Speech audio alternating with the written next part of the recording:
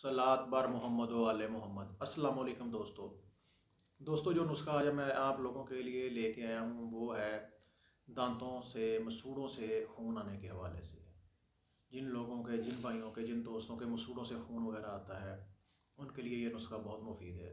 इंशाल्लाह आप इस्तेमाल करें, ज़रूर फ़ायदा होगा। और जिन लोगों के मैदा का प्रॉब्लम है, जिन लोगों के मैदा में कोई मसला है और या मैदा में हीट रहती है, उन लोगों के उस वजह से भी मसूड़ों में खून आने लग जाता है। मसूड़ों का वर्म हो जाना, मसूड़ों में ठंडा गर्म लगना और दांतों में दर्द रहना, ये वजह होती है।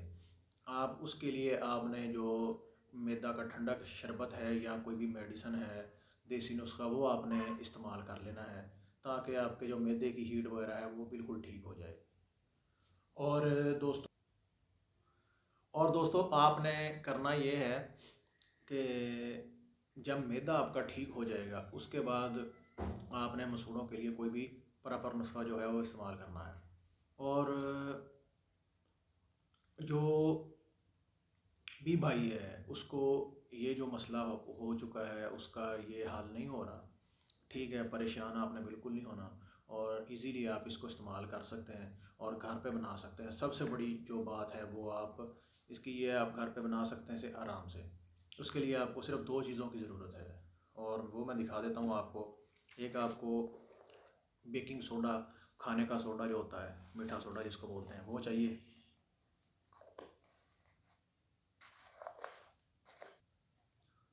और दूसरी चीज़ आपको लीमू चाहिए। ये लीमू को आपने काट लेना है और जो बीज हैं इसके वो आप निकाल दें। निकालने के बाद इसका जो रस है वो आपने डाल लेना है।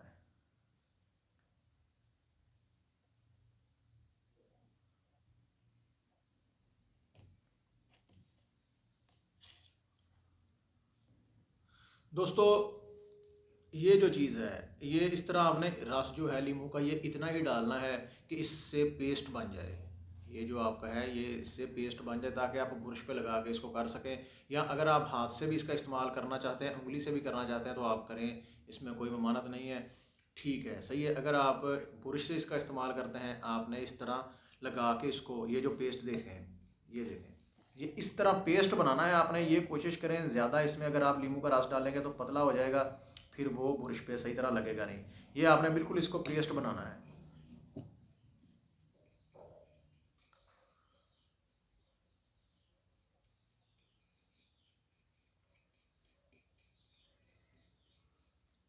ये देखें दोस्तों, ये पेस्ट बन चुका है, इसको हम ब्रश पे लगा लेंगे।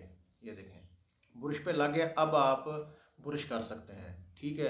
और अगर आप उंगली की मदद से करना चाहें तो उंगली की मदद से लगा के इसको दांतों पे अच्छी तरह आपने मल लेना है और ये तकरीबन 1.5 से 2 मिनट मलते रहना है आपने ताकि अच्छी तरह दांतों पे लग जाए, ठीक है। ये मसूड़ों से खून आने का जो मसला है, इंशाल्लाह 1 हफ्ते में आपका ये इशू हल हो जाएगा। अगर मसूड़ों की कोई भी प्रॉब्लम होगी इसमें। और दूसरी बात ये है, नमक नहीं है आपने डालना, ये ना हो कि आप अपनी तरफ से इसमें नमक भी ऐड कर लें। नमक नहीं आपने डालना, इस नुस्खे में नहीं डालना आपने नमक।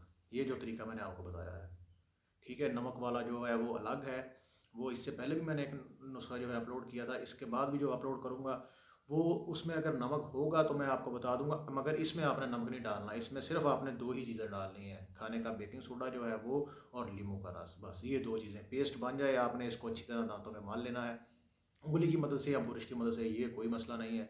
और इंशाल्लाह ये आप हफ्ता 10 दिन करें, बिल्कुल सेट हो जाएगा।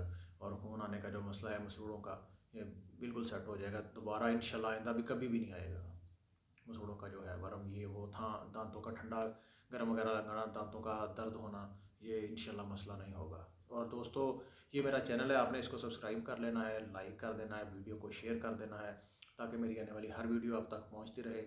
इंशाल्लाह अगली वीडियो में फिर मिलेंगे। अल्लाह हाफिज़।